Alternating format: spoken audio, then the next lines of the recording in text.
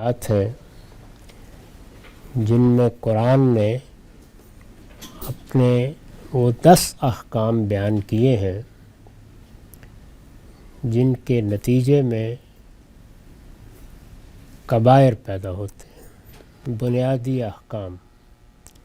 میں نے عرض کیا تھا کہ جس طرح تورات میں احکام 10 ہیں، 10 بنیادی احکام ہیں جنہیں 10 کمانڈمنٹس کہا جاتا ہے، یہ وہی چیزیں ہیں جنہیں قرآن مجید نے اپنے انداز میں اس طرح بیان کیا ہے۔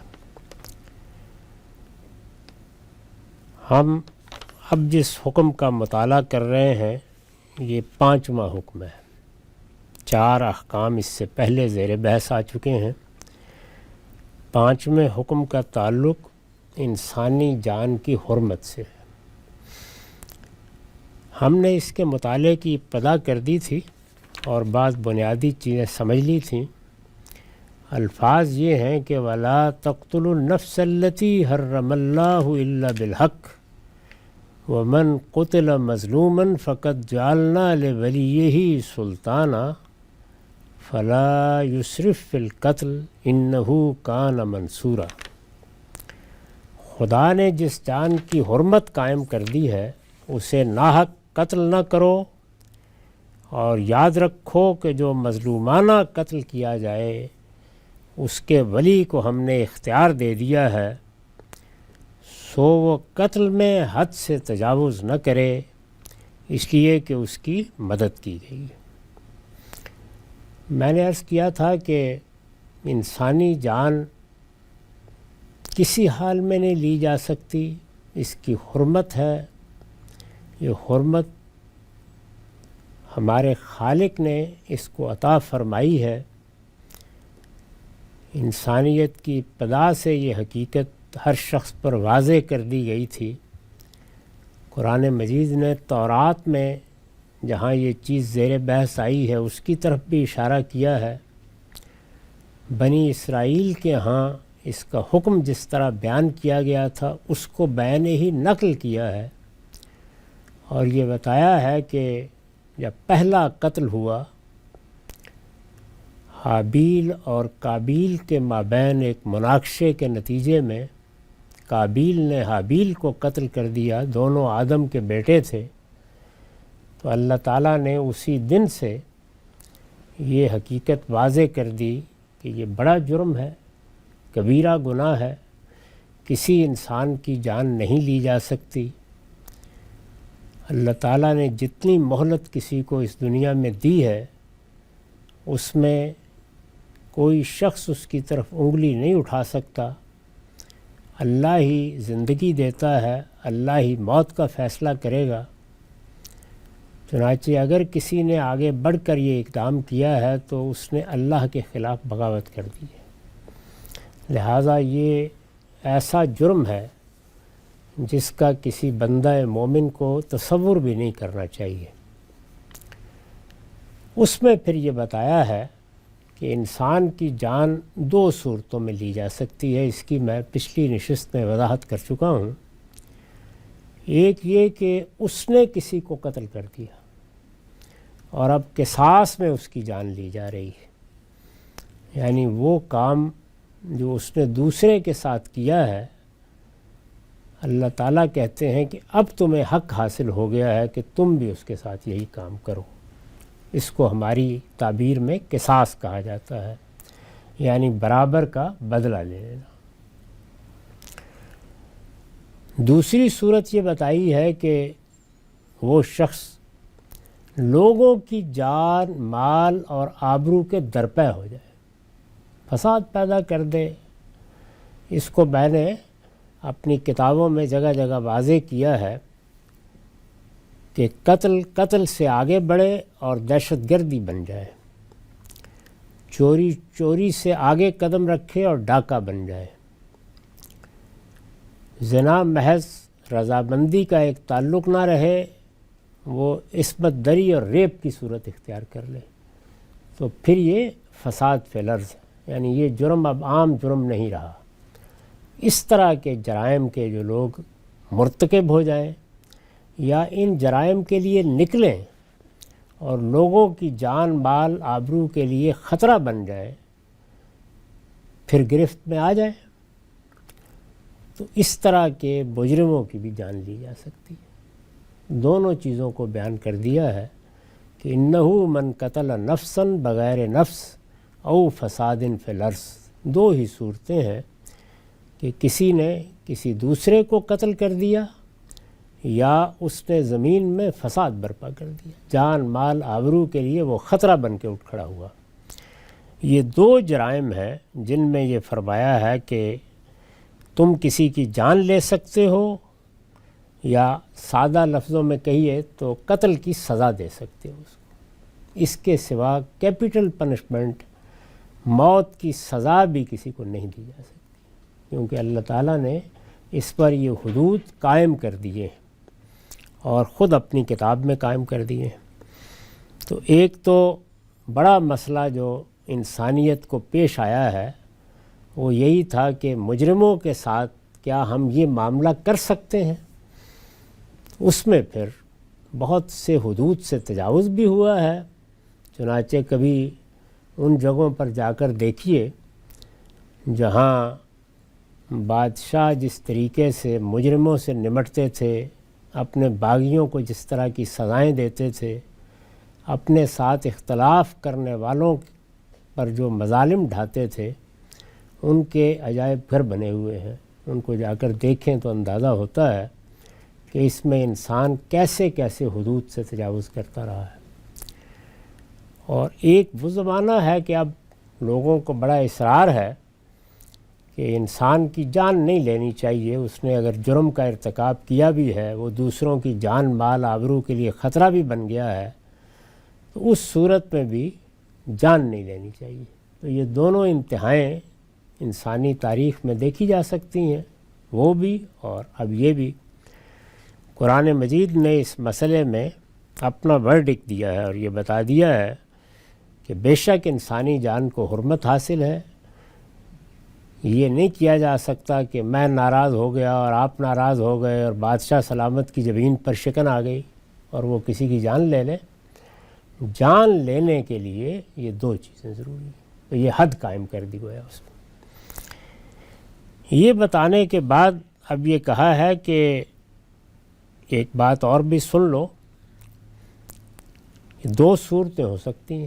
ایک یہ کہ سوسائٹی میں باقاعدہ نظم قائم ہے، یہ جس طریقے سے اب ہمارے ہاں 200 سے زیادہ ریاستیں دنیا میں قائم ہیں، مسلمانوں کے بھی 49-50 ملک اس وقت ایک طرح کی خود مختاری رکھتے ہیں، اور انہوں نے اپنی اپنی حکومت قائم کر رکھی ہوئی ہے، یعنی باقاعدہ حکومت۔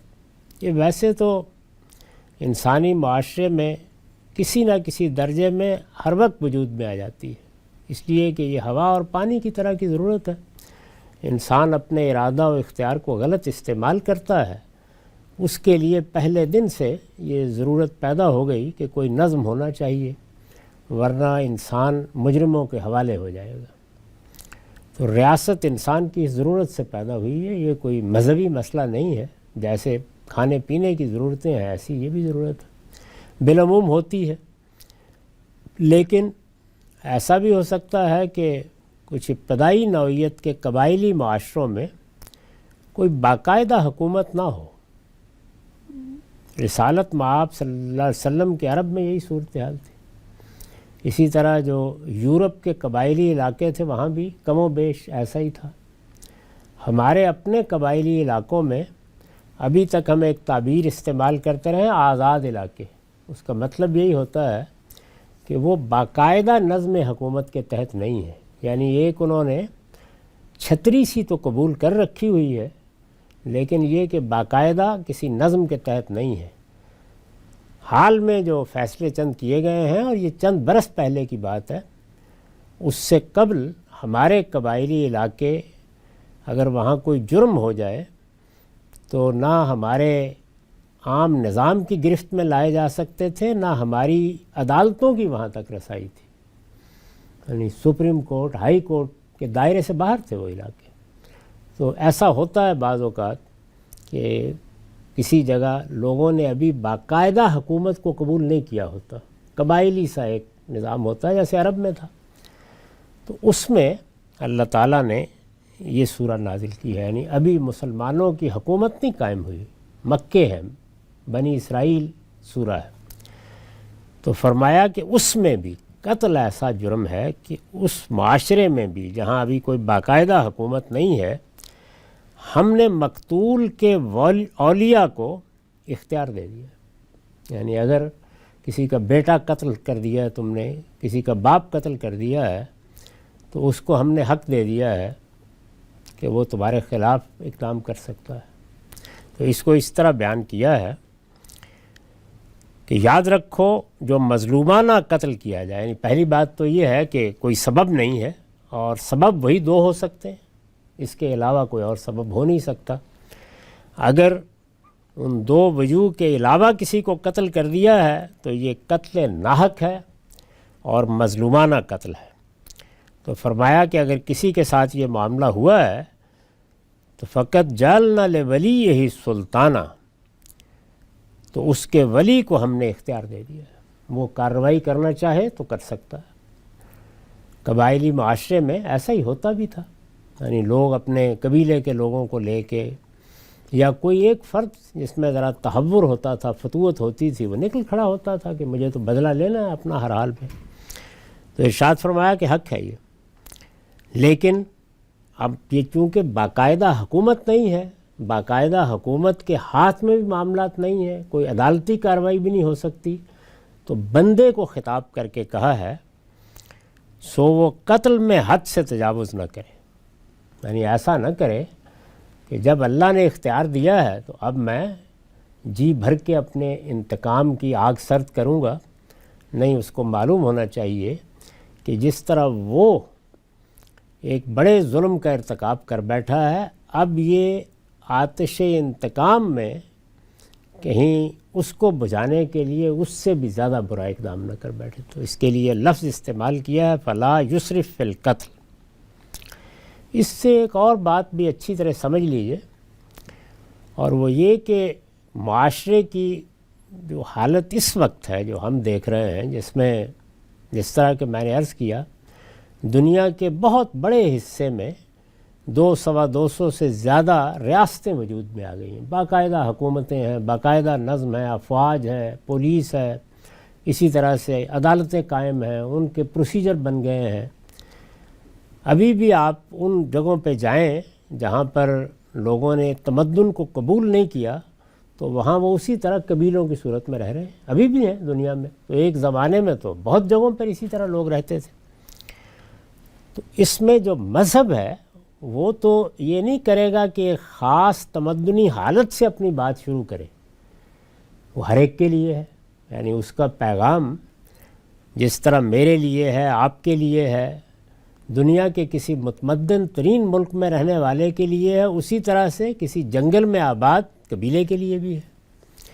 تو اس لیے یہ کہ اب اختیار کس کے پاس ہے، تو قتل کے معاملے میں جیسے یہاں بیان کیا ہے، سزا کا اختیار اولیاء کے پاس ہے. یعنی جب حکومت نہیں ہے، کوئی باقاعدہ نظم نہیں ہے، ایک بار کا معاشرہ ہے جس میں لوگ قبیلوں کی صورت میں رہ رہے ہیں، وہاں کوئی عدالت نہیں جس میں کارروائی کے لیے جائیں. یہ چیزیں بھی وقت کے ساتھ آہستہ آہستہ بنائی ہیں انسان نے، لیکن اگر اس دور میں بھی ہیں تو پھر اختیار اولیاء کے پاس. اسی طریقے سے جو سوسائٹی کے نظم کو درہم برہم کر دینے کے لیے سرکشی پیدا ہو جاتی ہے. یہاں پر بھی ہم نے اس پر گفتگو کی کہ دو صورتیں ہیں جن میں انسانی جان کے خلاف اقدام ہو سکتا ہے. ایک قصاص، اس نے کسی کو قتل کر دیا، دوسرے سرکشی اختیار کر لی، نیوسنس پیدا کر دی، سوسائٹی کے نظم کو درہم برہم کرنے کے لیے کوئی شخص اٹھ کھڑا ہوا، اس نے فساد پیدا کر دیا. تو یہ سرکشی یا فساد کی تعبیر ہے.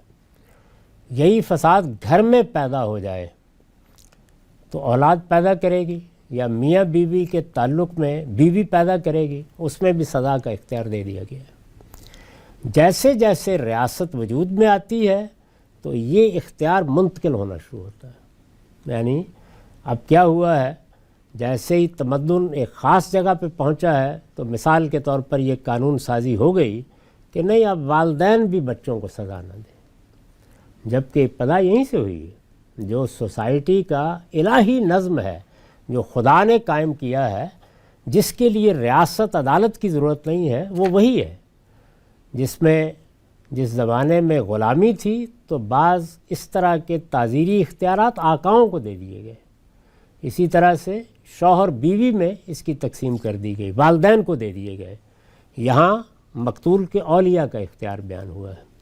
تو جیسے ہی ریاست قائم ہو جاتی ہے یا کوئی نظم قائم ہو جاتا ہے تو پھر یہ اختیارات اس کی طرف منتقل کر دیے جاتے ہیں، یعنی اب باقاعدہ عدالتیں ہوں گی، اب باقاعدہ مقدمے چلیں گے، اب فیصلے ہوں گے، اور اس کے لحاظ سے پھر تدریجاً یہ منتقل ہوتے ہیں۔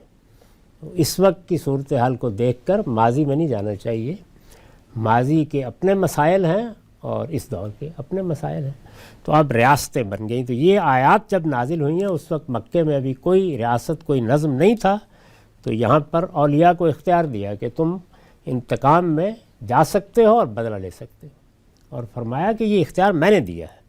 فقط جعلنا لولیہ سلطانہ، جو مظلومانہ قتل کیا جائے اس کے ولی کو ہم نے اختیار دے دیا ہے، سو وہ قتل میں حد سے تجاوز نہ کرے، اس لیے کہ اس کی مدد کی گئی ہے، یعنی ہم نے اختیار دیا ہے تو خدائی مدد حاصل ہو گئی، اور اختیار دیا ہے تو سوسائٹی تک اگر ہمارا یہ دین کا پیغام پہنچ گیا ہے تو اس کی بھی فریضہ ہے کہ وہ تمہاری مدد کرے، سب تحفظ فراہم کرے تاکہ وہ اس سزا کا نفاذ کر سکے، قصاص لے سکے۔ تو یہ اس صورتحال سے متعلق اللہ تعالیٰ نے بات کی ہے، اور یہی سبب ہے کہ قرآن کے یعنی خدا کی آخری کتاب کے نزول کے لیے ایک قبائلی معاشرے کا انتخاب کیا گیا ہے۔ اللہ تعالیٰ نے اس پورے علاقے کو صدیوں تک محفوظ رکھا ہے، سلطنتیں قائم ہو گئیں، بہت بڑی سلطنتیں روما، اسی طرح ساسانی، بازنطینی سلطنتیں کوئی معمولی سلطنتیں نہیں تھیں، لیکن عرب کا یہ علاقہ یا جزیرہ نما عرب اس سے باہر رہا، اور صدیوں تک باہر رہا ہے، اس لیے کہ جو دین دینا ہے وہ چونکہ پوری انسانیت کی ہر حالت کے لیے ہے، تو اس کی ابتدا اس جگہ سے کی جائے جہاں ابھی تمدن نے یا ریاست کے نظم نے وجود پذیر ہونا نہیں ہے، تو وہاں سے شروع کیا اس کو۔ تو یہ اس وقت دیا گیا۔ اب آپ دیکھیں گے جیسے ہی مدینہ میں آ جائیں گے اور ایک باقاعدہ ریاست بن جائے گی تو سورہ بقرہ اعلان کر دے گی کہ اب یہ سوسائٹی اور کی ذمہ داری ہے، نوعیت بالکل تبدیل ہو گئی۔ تو اس کو نہ سمجھنے کی وجہ سے بعض چیزیں لوگوں کی گرفت میں نہیں آتی کہ کب اور کہاں کھڑے ہو کر بات کی جا رہی ہے۔ تو ایک تو یہ چیز ضروری تھی۔ اس کے بعد اب چند آگے کی باتیں ہیں، وہ یہ کہ جس وقت ایک باقاعدہ نظم قائم ہو جاتا ہے، یعنی ریاست قائم ہو گئی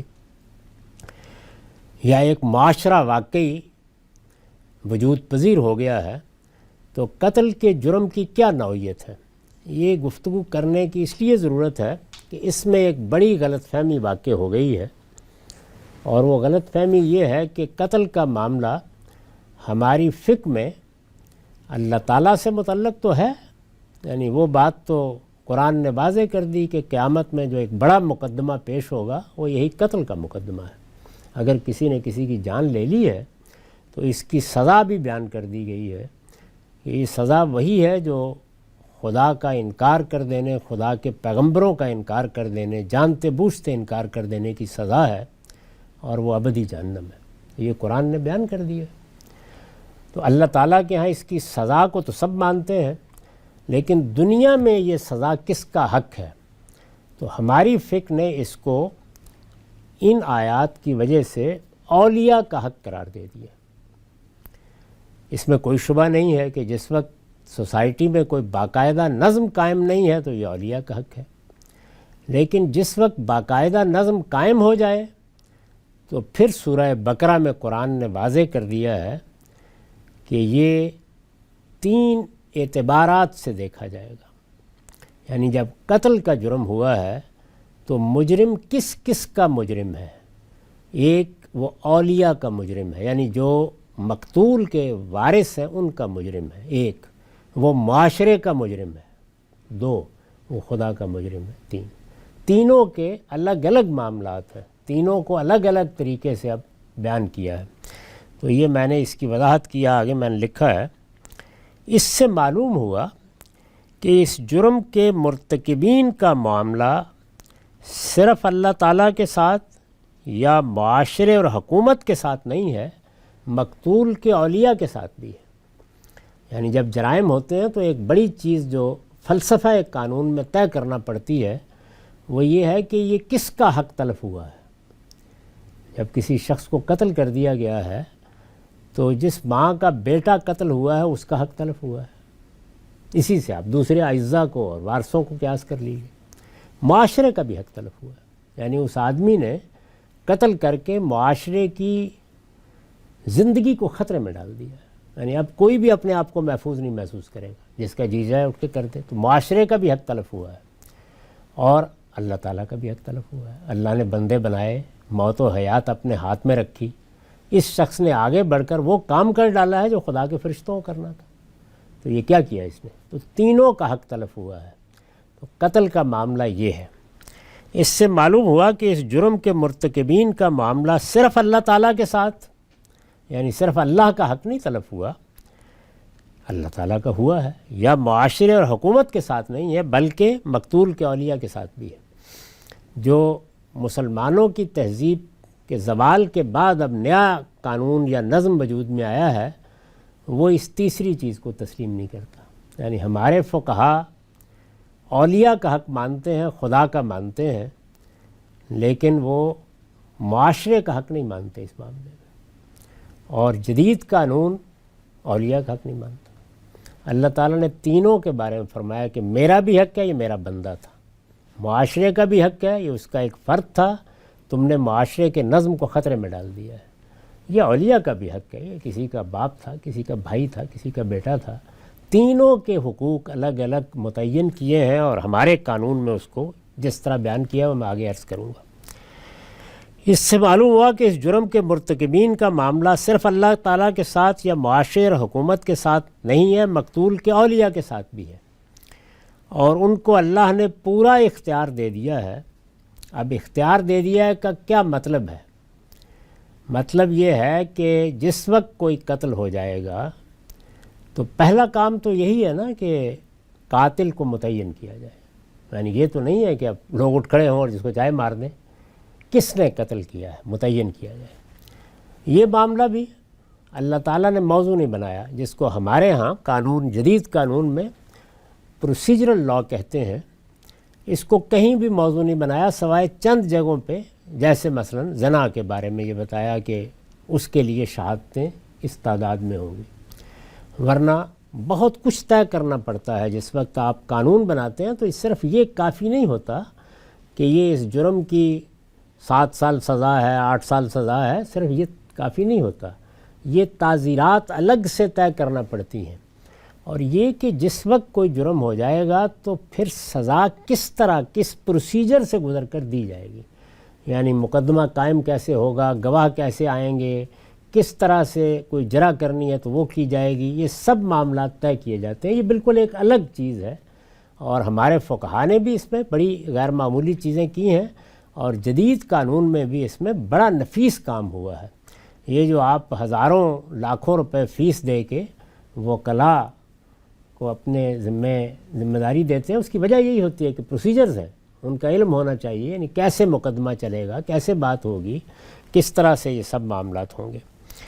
تو قتل کے معاملے میں یہ بات کہ کس طرح سے تحقیق کرنی ہے، تفتیش کرنی ہے، مجرم تک پہنچنا ہے، اس میں پرانے زمانے میں جیسے مثلا قسامہ کا طریقہ تھا، یعنی پورے قبیلے سے کہا جاتا تھا کہ تمہارے 50 لوگ باہر نکلیں اور وہ قربانی کریں اور قسمیں کھائیں۔ اس طرح کے بہت سے طریقے رہے، شہادتیں مانگی جاتی ہیں۔ یہ بھی معلوم ہے ہمیں کہ سرکمسٹانشل ایویڈنس بڑی اہمیت اختیار کر گیا ہے۔ جدید قانون میں اب ہم دیکھتے ہیں کہ انگلیاں ہاتھوں کی بول رہی ہیں، آنکھ کی پتلی بول رہی ہے، تو بے شمار چیزیں پیدا ہوتی رہتی ہیں، اس لیے اللہ تعالیٰ نے اس کو موضوع نہیں بنایا۔ یہ چیز تو وقت کے ساتھ ڈیولپ ہوگی۔ طے ہو گیا کہ فلاں شخص قاتل ہے۔ جب وہ قاتل ہے تو ایک اگلا مسئلہ پھر قانون میں وہ یہ ہے کہ کسی بھی جرم میں مجرم کے حالات کو نظر انداز نہیں کیا جا سکتا۔ ایک بچہ ہے، اس نے بندوق اٹھائی مار دی. ایک شخص ہے بالکل مغفل بدھو ہے، ایک آدمی کی ذہنی حالت خراب ہے، ایک آدمی کسی نفسیاتی مرض میں مبتلا ہے، دسیوں چیزیں ہو سکتی ہیں نا. تو مجرم کے حالات کا مشاہدہ کیا جاتا ہے، دیکھا جاتا ہے، متعین کیا جاتا ہے کہ اس کا کیا معاملہ ہے. یہ پیغمبر فیصلہ کر رہا ہے، اس کو بھی کرنا ہے، میں کر رہا ہوں، مجھے بھی کرنا ہے. مجرم کے حالات. اسی لیے جرائم کی جب سزائیں بیان کی جاتی ہیں تو وہ کبھی ایک نہیں ہوتی. اگر آپ کوئی بھی تعزیرات کا مجموعہ اٹھائیں تو اس طرح نہیں بیان کیا جاتا کہ چوری کی سزا مثلا 10 سال ہے. نہیں، یہ 2 سال سے 10 سال تک ہے. جرمانے بیان ہوں گے تو یہ $10 سے $100 تک ہے. کیوں؟ اس لیے کہ جرم کی نوعیت اور مجرم کے حالات یکساں نہیں ہوتے. تو یہ فیصلہ کیا جاتا ہے کہ کسی جرم کو ہم نے دیکھنا ہے کہ اب اس میں نوعیت کیا رہی ہے، یعنی کیا فی الواقع آخری درجے میں جرم ہو گیا ہے. وہ ذرا روایتوں میں دیکھیے نا، جب رسالت مآب صلی اللہ علیہ وسلم کو بدکاری کی سزا دینی ہے تو اپنی طبیعت کے بالکل برخلاف آپ نے بعض ایسے سوالات کیے ہیں جو معاملے کو بہت برہنہ طریقے سے بیان کرتے ہیں، یعنی مجرم سے کیے ہیں. اس لیے کہ جب تک بات اس درجے میں نہیں ہوئی تو اس وقت تک سزا آخری درجے میں دی نہیں جا سکتی. تو جرم کی نوعیت اور مجرم کے حالات متعین کیے جاتے ہیں. اب اس میں یہ اندازہ ہوا عدالت کو کہ یہ مجرم کچھ رعایت کا مستحق ہے. رعایت قتل کے معاملے میں آخری سزا کیا ہے؟ قصاص، مار دینا ہے. رعایت کا مطلب یہ ہے کہ اب پھر قتل سے نیچے آنا پڑے گا، یعنی مجرم کے حالات ایسے ہیں. یہ موقع ہے جس پر ہمارا قانون یہ کہتا ہے کہ اب آپ رعایت کا فیصلہ اولیاء کی مرضی کے بغیر نہیں کر سکتے. سزا دینی ہے تو پوچھنے کی ضرورت نہیں ہے، طے ہو گیا، وہ دے دی جائے گی. یہ بات ہے جس کو نہ سمجھنے کے نتیجے میں ہمارے ہاں جب اس قانون کا نفاذ ہوا ہے تو اس میں بعض مزے کا خیز چیزیں پیدا ہو گئی. یعنی پہلا مرحلہ یہ ہے کہ کیا یہ مجرم رعایت کا مستحق ہے، یہ طے کرے گی عدالت، حکومت. جب طے ہو گیا کہ یہ کسی رعایت کا مستحق نہیں ہے تو اب اولیاء کی مرضی ختم ہو گئی، آخری سزا دے دی جائے گی. لیکن یہ معلوم ہوا کہ رعایت دینی ہے تو باقی جرائم میں جج طے کر لیتا ہے کہ اس کو رعایت دے دی جاتی ہے. پہلی بار جرم کیا اس نے، اچھی بات ہے، اس کو $10 جرمانہ کر دینا کافی ہے. لیکن قتل کے معاملے میں رعایت نہیں دی جا سکتی جب تک کہ اولیاء اس کے لیے راضی نہ ہو جائے. اب راضی کیا جائے گا انہیں. کیا کہہ کے راضی کیا جائے گا کہ مجرم اپنے حالات کے لحاظ سے رعایت کا مستحق ہے. یہ نہیں کہ وہ تو اصل میں مستحق نہیں ہے تو اس کو معاف کر دو، یہ تو زیر بحث ہی نہیں ہے. تو یہ ایک بڑا نازک فرق ہے جو ہمارے ہاں ملحوظ نہیں رکھا گیا، اور اس سے اس قانون کی کیا شان ہے، اس میں کتنی نزاکت اللہ تعالیٰ نے ملحوظ رکھی ہے، یہ کس کس پہلو سے دیا گیا ہے، اس میں غلط فہمیاں پیدا ہوئیں. اس کو سمجھ لیجئے. اس سے معلوم ہوا کہ اس جرم کے مرتکبین کا معاملہ صرف اللہ تعالیٰ کے ساتھ یا معاشر اور حکومت کے ساتھ نہیں ہے، مقتول کے اولیاء کے ساتھ بھی ہے، اور ان کو اللہ نے پورا اختیار دے دیا ہے. لہٰذا دنیا کی کوئی عدالت ان کی مرضی کے بغیر قاتل کو کوئی رعایت نہیں دے سکتی. یہ نہیں کہ سزا نہیں دے سکتی، ان کی مرضی کے بغیر کوئی رعایت نہیں دے سکتی.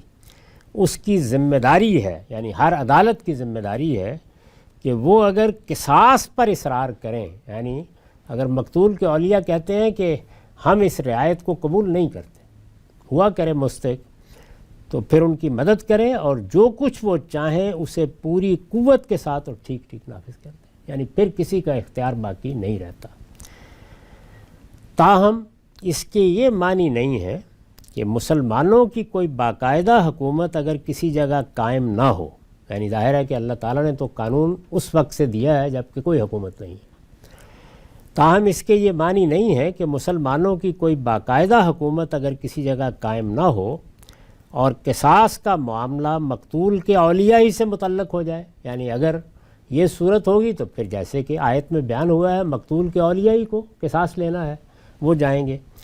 تو اس میں پھر اللہ تعالیٰ نے یہاں بہت تاکید سے کہا ہے تو وہ اپنی اس حیثیت میں حدود سے تجاوز کریں، اور مثال کے طور پر جوش انتقام میں قاتل کے علاوہ دوسروں کو بھی قتل کرنے کی کوشش کریں کہ تم نے ہمارا ایک آدمی مارا ہے، ہم 10 ماریں گے، یا اپنی شرافت و نجابت اور برتری کے زوم میں اپنے غلام کے بدلے میں آزاد اور عورت کے بدلے میں مرد کے قتل کا مطالبہ کریں، یا مجرم کو عذاب دے دے کر ماریں، یا مار دینے کے بعد اس کی لاش پر غصہ نکالیں، یا قتل کے ایسے طریقے اختیار کریں جن سے اللہ تعالیٰ نے منع فرمایا۔ یہ میں نے چند مثالیں دی ہیں، یعنی یہ جو ایک لفظ استعمال کیا فلا یسرف فی القتل، اس میں یہ سب صورتیں شامل ہیں کہ ایسا کام نہ کرو، بس وہیں تک رہو جہاں تک قصاص ہے۔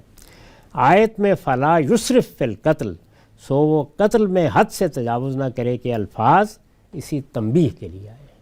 تو یہ ابتدائی قانون ہے، اصل قانون تو سورہ بقرہ میں بیان ہوا ہے، جب ابھی کوئی حکومت نہیں ہے اس موقع پر اللہ تعالیٰ نے کیا ارشاد فرمایا، اس کی میں نے وضاحت کر دی۔ اقول قولی ھذا واستغفر اللہ لی ولکم ولسائر المسلمین۔